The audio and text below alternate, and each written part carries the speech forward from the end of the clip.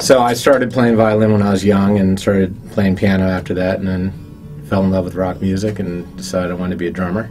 That was all she wrote. 4 hours a day in my basement every day, banging it out. Yeah, having a great time doing it, and had bands, and became a roadie for Pat Metheny when I was 16. So that gave me a first taste of what it's like to be out on the road. Then I ended up at Power Station as an intern, got to see Rolling Stones, Duran Duran, Eric Clapton, Cyndi Lauper, all that stuff was going on at that studio. Kind of learned from the best. Well, this one time Kiss was in and Gene Simmons said to me, I want you to go get these blueberry pastries for me. So 3 in the morning and I'm 18, I'm like, sure, yeah, I'll go do it. So I had to take, 4 different subways to get out there, and finally got him, came back. He said, I didn't say blueberry, I said strawberry. So he made me go right back out and get them. So that actually primed me for what the music business is going to be all about. Producer is really the creative last word on making a record. The first record I produced was a funk band, and it was a horn section called The Second Step. Great New York, classic New York funk band. I mean, they're still around, they still play. It's a hard road. It is a lot of ups and downs. I'm in my little apartment in East Village and my phone rings. Out of the blue, it's John Kolodner, who I was already doing a project for, and he said, would you want to do a Bon Jovi record? Are you kidding me? I'm sitting in my 300 square foot apartment and eating ramen noodles, and sure. And he's like, all right, well, I'll call you back. And I'm thinking to myself, that might happen.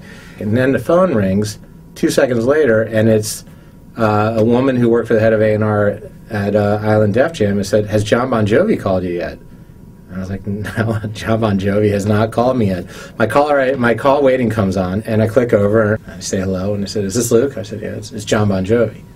So I'm just kind of like, well, what, is this a joke? Is someone playing a joke? I mean, what's happening here? We ended up chatting for a while, talked about music, and he said, hey, why don't you come down tomorrow? I'll play some stuff, we can hang out. I said, sure. He said, all right, well, here's how you get there. And he starts giving me directions. I said, I don't have a car, man. I produced 2 Bon Jovi records. I did a fair amount of singles. I did a single for the All-American Rejects, Melissa Etheridge. I co-wrote on the Plain White T's record, Hey There Delilah. I've worked with Ted Nugent.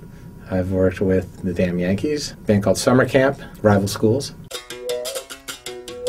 And it's frustrating too because, there's a barrier. If you're 18 years old and you live in Oklahoma and you got this great band, well, how are you going to get it heard? And how do I get to that A&R guy? Who is an A&R guy? Where do I find them? Yeah, my inbox is filled every day with, check my stuff out, let me know what you think, or we'd love to work with you. So it is frustrating, which brings us to what we're doing. My band in high school, man, we would have killed to have something like this. It's a LinkedIn for the music industry, but a sort of hyper turbocharged LinkedIn. If I found a band and I uploaded their music into my vault and I started sending these lockboxes to an attorney I know, a manager, a booking agent I know, a videographer, a photographer, I could have a team together in a day. It could be a life changer. It's my